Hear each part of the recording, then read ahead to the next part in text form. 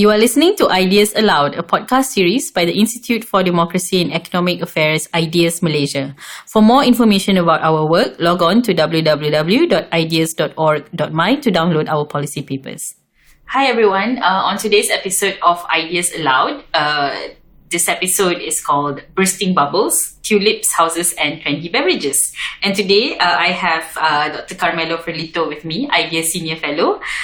His area of research is on business cycles. He has explored this topic since 2001, and he has done research on several fluctuation theories, focusing in particular on Schumpeter, Hayek and Spiethoff. He develops a theory called the natural cycle, and has become quite a mini celebrity here in Malaysia regarding the topic of property and house prices, and more recently, bubble tea. So, for those of you wondering why the topic is named so, today's podcast is named Bursting Bubbles. In Malaysia, I think the current situation with the housing market is that we are in a bubble.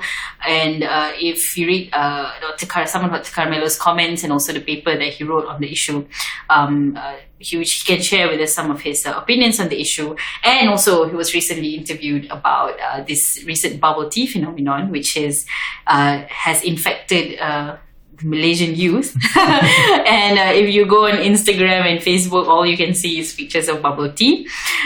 This is, I thought that it would be a bit fun to explore this topic. So, Dr. Carmelo, thank you for joining us. My first question to you is, so what are bubbles actually economically? And, the concept of bubbles, and what does it mean? And is it something that's inherent in the modern economy? Yes, good morning, first of all, and thanks for having me here. I would say that bubble is just a journalistic word to summarize a more complex phenomenon, which are economic fluctuations or what we call business cycles. So in the word bubble, we summarize the idea that the economic development moves through different stages of boom, bubbles, and crisis. Okay. According to my opinion, and this is the core of my analytical vision on business cycles, these fluctuations, at least at a certain extent, can't be avoided and are part of the economic system at different extent in different industries, sometimes at a very limited scope, sometimes affecting more generally the whole economy. But we live in a world full of bubbles. Yeah, clearly. And it's a concept, I assume, that only exists in a market economy system, free market economy system, am I right? It's a phenomenon that we have seen actually everywhere in economic history, even before market economy or capitalism as we know it now. Surely their intensity and their recurrence became more frequent in the market economy because of the speed of the economy, because actually there is a wider engagement of the population with the economy. Okay, and is it a phenomenon that it's something that affects? I see a very wide range of industries, right? So just now we talked about property, and then there's, obviously food and beverage industry like bubble tea. Maybe you can share with us some examples actually of this phenomenon occurring in different industries and societies, maybe. Even in the pre-industrial era, usually in economic history, we talk about the Tulips bubble that affect the Dutch economy and regarded the speculation fever over Tulips bulbs. So it's quite funny to be recalled, but apparently has no rationality. There is no rationality behind, but indeed, if we look at the psychological motivations behind this speculation, is all but irrational. Then, of course, we have had several housing bubbles We had the big burst in 1929 that affected the world economy, the dot-com bubble in 2000-2001, the subprime crisis in 2007 in Europe and United States.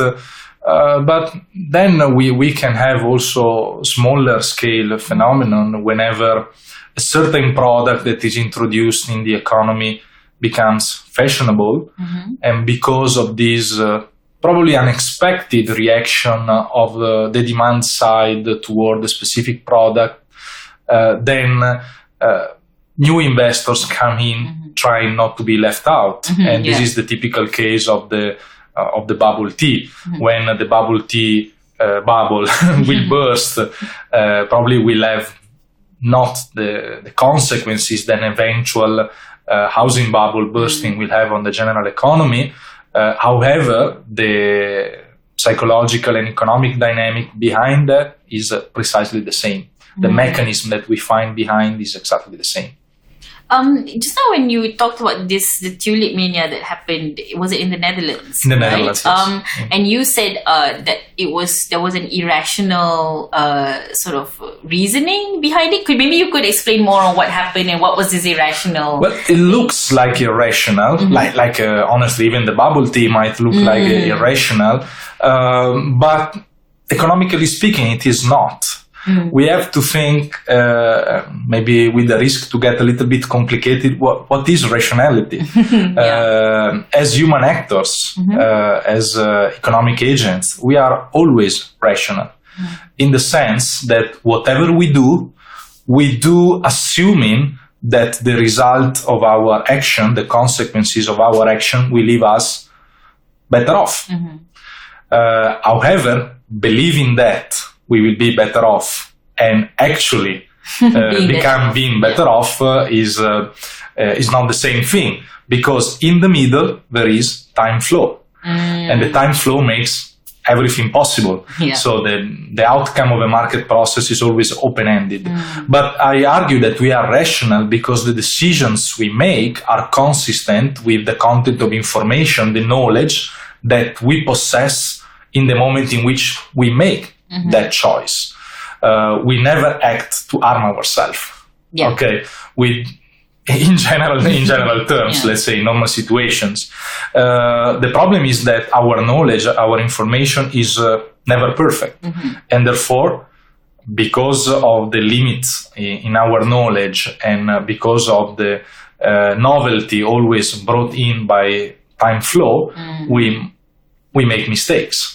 And this is precisely what happens over a business cycle.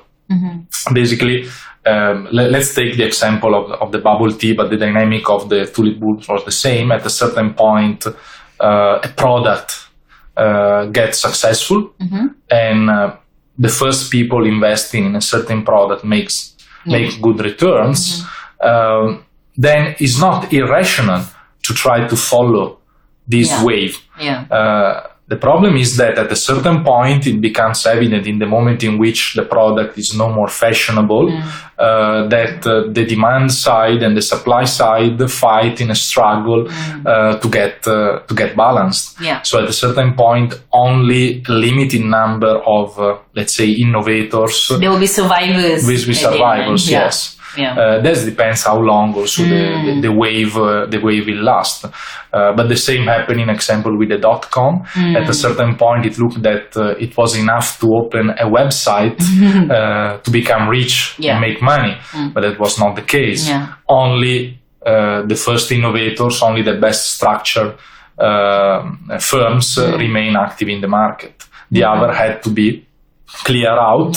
The so-called production structure needed to restructure to be consistent with the actual demand side. And this is what we call usually a crisis. So even if the world crisis open the doors to panic, to bad feelings, but indeed from an economic perspective the crisis is good, because it's the moment in which a fever get healed. In the moment in which the situation start to get normal and more consistent with the new scenario. The new scenario is different with the old scenario. So we will have bubble tea after the bursting of the bubble. And before we didn't have bubble tea. But we will not have probably 20 bubble tea shops in a row. Like what's happening now in SS15. In SS15, right? Very close where I live. So sometimes I'm caught in jam because of traffic, because youngsters go to queue for bubble tea. And I just want to go home. Actually, that's interesting. So using the example of the bubble tea for me is also because when this current boom that it's in, bubble tea is not exactly new. There were already bubble tea shops before. And then, I don't know, maybe social media, I think, played some role where, it started becoming trendy on social media. And then I think it started to peak. And now it's like, as you said, like 15 shops in a row. And there's all these different brands. And then I guess eventually when the bubble bursts, it will be left with a few, right? The so-called survivors. But looking at a more complex, product, I can't find a better word for it, like houses, for example. So how does that work? Because houses are something more permanent. It's something that is related to so many other aspects of the economy. Maybe you can share with us how bubbles affect property and how that kind of plays out in the overall economy, I think. Of course, the scope of the cycle, the dimension of the cycle in the Malaysian property market is much bigger than the cycle in the bubble tea sector. However, the dynamic that we see behind is precisely the same. If we look at the market signal from the demand side after 1998, and then in particular after 2008, we see a growing demand for high-end properties, because there is the specific segment in which we observed a bubble in the property market in Malaysia, and the supply side reacted, supplying those houses that were in demand. So when we judge a little bit cepat-cepat, too in a hurry, that entrepreneurial mistakes were made, we have to consider how everything started. There were signals from the demand side. The demand side for high-segment, high-end properties was growing 3 times faster than the demand for affordable or middle-range houses, and investors started to build there. And because of such market signals, later on, also thanks to some credit facilitations, a more easy way to get credit, new investors came in, looking at the good profits that the high-end segment in the property market was producing. Now, in the same way, the market from the supply side became over-ignited.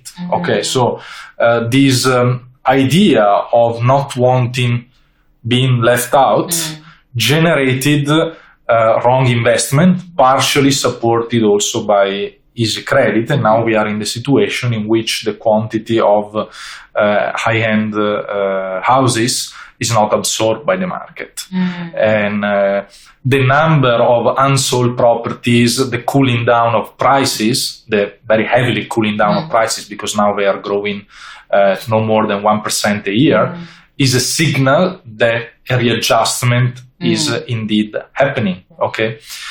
So this is what we call crisis. I know journalists or developers don't want to use this term, but if we use it from an economic perspective, not from a journalistic perspective, is the right word. This readjustment process is what we call a crisis, which is not necessarily a depression and will not necessarily end up into a depression, the last stage, but this readjustment is necessary, and developers need to think how to reinvest their resources, but we do not have to forget that this kind of readjustment processes always happen in time. They cannot happen overnight, and therefore they are painful processes. There will be losses, there might be job losses. And surely what happened in the property market affects more the general economy than what can be with the bubble tea. Yeah. But the dynamic, you can see that the dynamic which is behind is exactly the same. Yeah.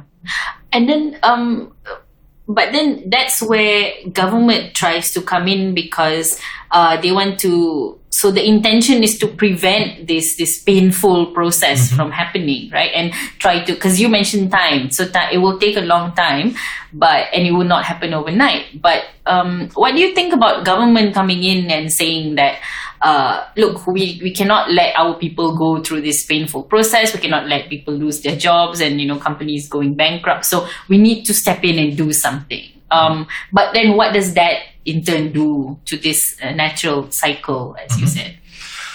Again, as I mentioned, I think that these oscillations, dynamics somehow can't be totally avoided. We need to deal with it. However, what can be done, to act once a bubble burst is a bit too late.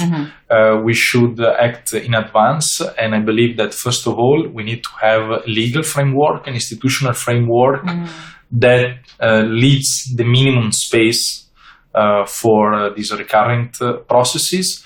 At a small scale, like the bubble tea, these things will always happen. So we can't get rid of it. And I don't think that the government is thinking to regulate this kind of bubbles. But what we see are more macroeconomics phenomenon or in huge sectors like the real estate. But I think that the first attention that can be played is on the credit market. So to have a credit market which is not keen to release easy credit.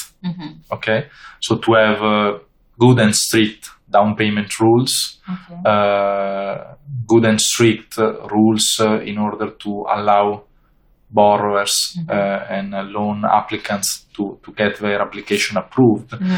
This will create, probably will not discourage the bubble, but will help the people to go through it in a better and more financially stable situation, because indeed the biggest consequence is financial instability for the people. That is where the government should play a role.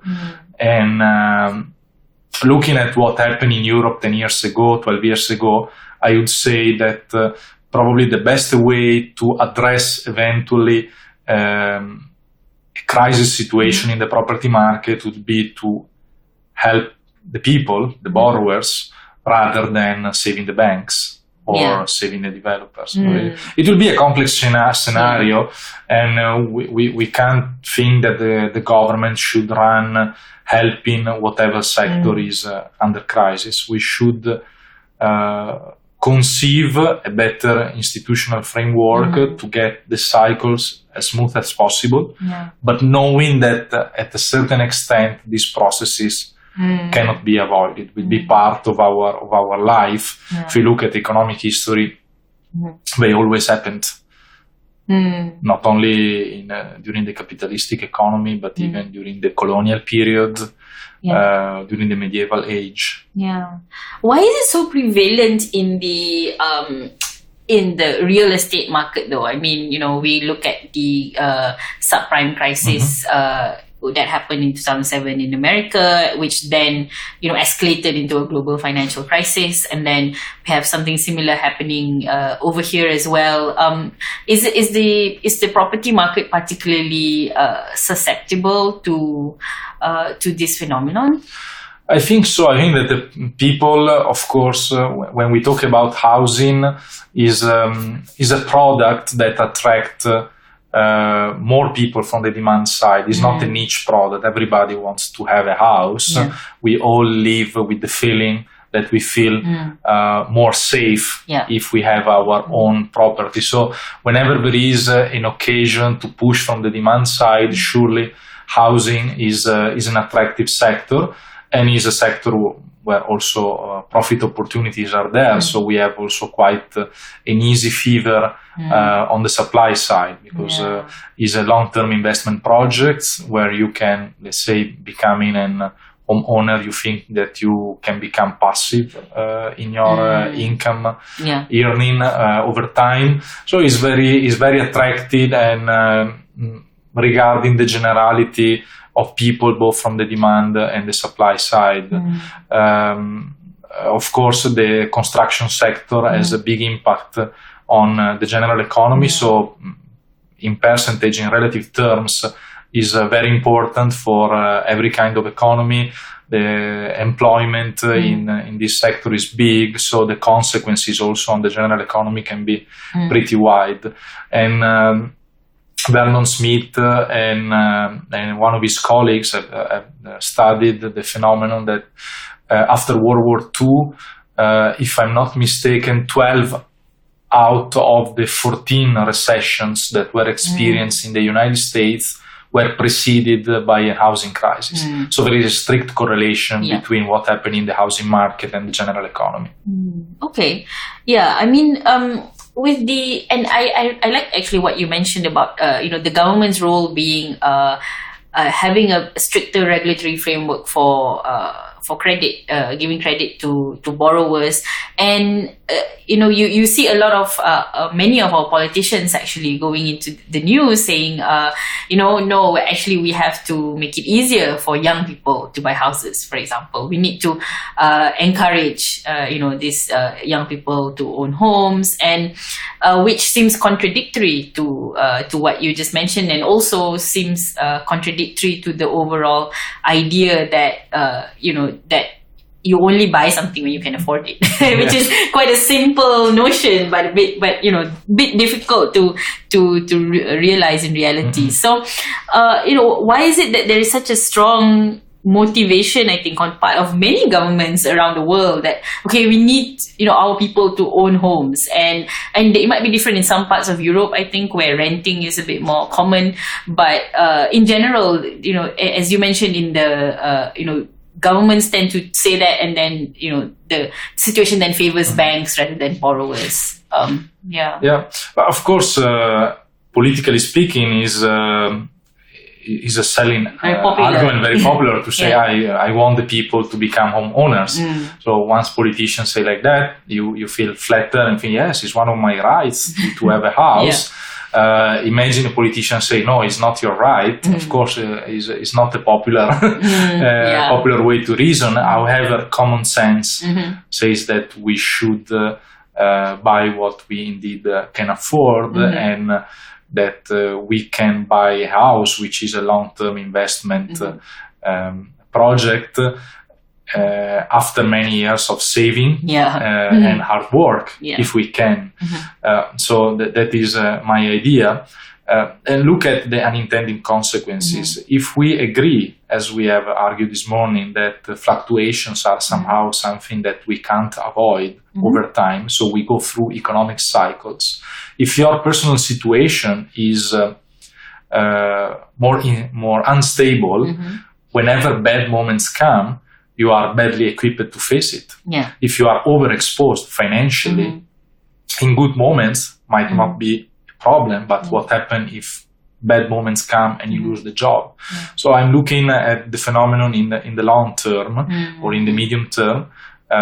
So we need to, I believe, to launch the message to the people that they need to be financially stable and prepared to go through the different waves that involve the economic system. By being overexposed is not really suggesting them to borrow more money. Is not really helping them in educational terms or facing the economic scenario. In this sense, I can understand the appeal for banks to give out money, but that's where the role of government comes in, not only on an educational side with the people, but of course you can't stop people to borrow money if they can do that. They can go to the bank and indeed get the money. So you should play indeed on regulations and be sure that via regulation people don't do something that put them at risk. And by putting them at risk, you put at risk the whole economic system. And Malaysia is a country in which household debts is already something like 82-83% of the GDP. So this is a message that I tried to launch over the past week. In Malaysia, the home ownership rate is 76.3%, and the household debt is 82% on the GDP. So looking at these two figures, probably the first one is less than a problem compared with the second one, and the government should think about addressing this second problem rather than the first one, which is more difficult, less politically not popular. But again, you are ruling a country. You are not running a casino. So it's not supposed to be a popularity contest, right? Yes. Yeah. But also, I'm interested to know if this issue with home ownership is also something to do with income, right? Because I remember, so I live with my parents, and they have owned this house that we live in since it's almost as old as I am, about 28 years old. And they always tell me that when they bought it, the house cost like 190,000 ringgit. And, that was back in 1990. And now it's cost 10 times or even more that. But at that time, it was a very sort of, it was a kind of a conventional pathway where, they finished their degree and then they got a job. And then, because my mom's a civil servant, she can get a government loan, and then she bought a house, and then finished paying it off about 30 years later. But now those routes are not so conventional anymore, right? I mean, young people going to university and then leave university, don't get jobs, are in debt, and then cannot afford. And then when they do get a job, their salary means that they can't afford a house, especially not in the city. So I'm wondering if it has also something to do with those other factors as well, where incomes do not match these escalating prices. Well, it's a very complex issue, and you have to look at it from several perspectives. I think one interesting perspective is to consider that Malaysia is changing. So the scenario that you described is a scenario of an underdeveloped or early stage developing country, in which the price of land and the price of houses is relatively cheap, and over a few years you can make huge margins out of your property. But Malaysia has run fast on the path to growth. You can see Malaysia, Kuala Lumpur is really an impressive city, and this development brings consequences in which prices of houses tend to be more stable, on the higher side, but also more stable. So probably also that big profits that were possible to gain in the 90s and early 2000s are no more there. If you buy something at 1 million now, most probably you can't resell at more than 1.1. So 10% is already considered a good margin, while probably 20 years ago you could resell at 2 times the value or 3 times the value. That times are over, and most probably they will not come back. But of course, you gain in terms of different kind of jobs. You are not anymore a rural society. You have services. You are working for a think tank that probably 25 years ago was unimaginable. Cannot be thought of. So this is there is a new mobility.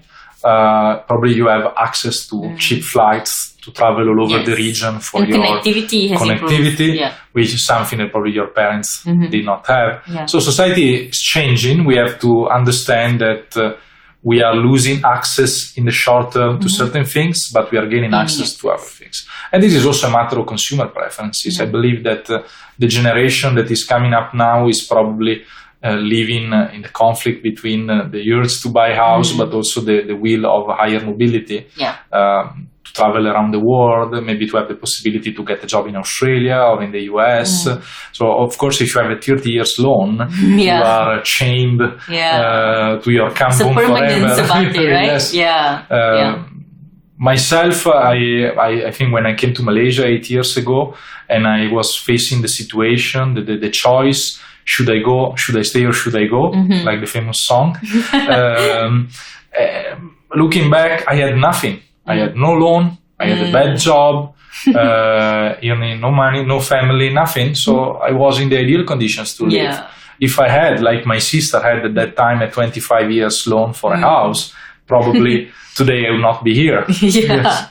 So look at the complexity. So it's true, we probably houses are less affordable in terms of the relationship with the income, but we have access to doing different things in a different world, in a world of change. And houses becomes a different kind of good. I believe you still can buy, but after years of work. This is one thing. Another thing I think that is more delicate is regarding the access to the job market for young generations. This is something that is typical of developed countries. You are in a situation in which most of the youth get a degree. Okay. And in the Western world, in Southern Europe, in example, in many countries in Southern Europe, now because of this, when you start working, you don't get paid. You have to work a couple of years for free to prove yourself. So here you are already more lucky because you have a small salary, but at least you have a salary. This is because the degree is not discriminating anymore. How can I check if who I want to hire is a potentially good resource or not? I need to test because the degree is not telling me anything because everyone has one. So the first job becomes the place where you really can prove yourself. So your first job is actually like a job interview. Like a job interview, yes. And actually what I've seen in my experience in Malaysia, you start low, but the possibility to grow, even to double your salary over a few years is there. If you have value, you can jump up in, let's say, in a span of 5 years, quite fast and quite high. Something that, in example, in Italy is not happening, where salaries are flat toward the lower level, and you enter with a salary in a job, and probably you will get more or less the same amount of money for the rest of your life. So here mobility is higher. You have less. Let's say contracts are still flexible. You have the power to bargain with your employer, your contract, so you're not fixed in a trade unions set up, where, in Italy, we have national contracts. So if for a certain job, you will be paid a certain amount, whatever is your qualification. Okay, you can't ask more. Okay. So that inhibits growth and mobility, right? Social mobility. So here I would say yes, the entrance level is probably low, but if you are good, you can grow. The issue is to prove that you are good. And in a society in which only few people get a degree, to get a degree is not that easy. The degree becomes already a check of ability, a check of skills. Now, wherever everybody gets a degree, it's like nobody has a degree. So you need to prove yourself in a different way. You kind of back to square one, where before people had degrees. The marginal value of a degree is going back to zero. And actually, I was also interested in what you said before on how people's priorities change, right? And for this generation, perhaps, the priority is not what our parents, our grandparents' generation had, which is to own a home and settle down, and there's a sense of permanence about that, which might not appeal to many young people nowadays. Mobility is so much easier, connectivity, and all you need to do is go online and see a job opportunity in another country that might be like, oh, that's great, I want to apply for that job. And look at the advantages of a flexible society like Malaysia. You still can choose to go the old way, So work hard, save, and buy a house, or you can choose for mobility. Many people look at Singapore probably with wrong eyes. If you work in Singapore, you have a forced withdrawal from your salary for the house funds. So you want the house or not, you still have that kind of forced withdrawal from your salary. So it's true that home ownership rate is higher there, but probably you have no choice. So I still prefer a situation in Malaysia in you which have the option. You have the option. You want to be mobile, you want to be dynamic and go to work in another country. You can do it. Prove yourself, and you can do it. And in fact, we have plenty of good Malaysians that are making their name abroad. Oh, so again, the Singapore point is interesting because there's it's a forced savings for something like house. the EPF. Something like the EPF, right? But for housing. But it's not. Is it for your own house? So and then you need to kind of buy a house. Yeah, something like that. It's like a sort of a down payment that goes for the house. Okay. And you have all these government houses, etc. This is just a small point, but before looking with admiration to a certain model, look at the implication of that model. Look at the details, right? Details, yes. Yeah. So I think Malaysia is still a good place for mobility and for choices and opportunities. And I mean, sometimes I also read on South China Morning Post and all these about houses in Hong Kong, for example, where young people live in shoe boxes practically, and we haven't reached that stage, and I hope not. But in those kinds of societies, in your opinion, has the bubble just grown out of control, or that caused these problems to happen? Yeah, the bubble somehow went out of control, but you have a situation in Hong Kong in which the limited territory plays a role, and the pressure from the demographic pressure plays a different role. So all these factors both from demand and supply side make the situation in Hong Kong very difficult. So Malaysia, I mean, is a very different different position, I believe. Yeah, I think so. So, do you think that Malaysia is currently at that? I think, I mean, for me, after this conversation, I feel like we are at this crossroads between that generation where housing is housing is something that it's like a destiny, right? When you work and then you buy a house and then you settle down. A crossroad between that and also with a different generation that has a different set of priorities, and maybe that also plays into the overall the demand cycle for houses. Yeah, surely we are in a cultural cross exchange. Probably to be completed, it will take a couple of generations, and this will play a different influence on the rental market. But I think we will see something interesting coming up in the next years. And there is also the segment in which I see a bigger role for the government. So rather than having the government as a developer, but really playing a social role for those people that are really in the need of a shelter, not of home ownership, but more generally of a shelter, but even can't afford to rent and support the real poor people, not the bottom 40, on renting a house. When you talk about bottom 40, we're talking about almost half of the population. You can't have an effective policy targeting half of the population. You need to be much more specific. Okay. That's interesting. And I think I've pretty much covered most of my questions about bubbles, but I think I just have a last one, which is I think we've pretty much covered it, right? What's the role of government and private sector in this phenomenon? But do you see any more bubbles? Do you expect to see any more bubbles in the near future? I don't think we saw this bubble tea thing coming, but what's the next big thing? I mean, if I may guess, usually I try to be quite prudent in my guessing. I tend to say that economists are not fortune teller, but it is interesting to see what is going to happen with Family Mart. Interesting. Yeah. That is my guess. Mart. Because Family Mart is spreading a little bit everywhere. Yeah. Of course, it's a different situation because Family Mart comes from is backup From Japan, yeah. from a big poultry producer in Malaysia. Oh, okay. So he's part of a big group that is trying to create its own outlet for his chicken products. Okay. But I can see a big plan of Family Mart shops sprouting everywhere.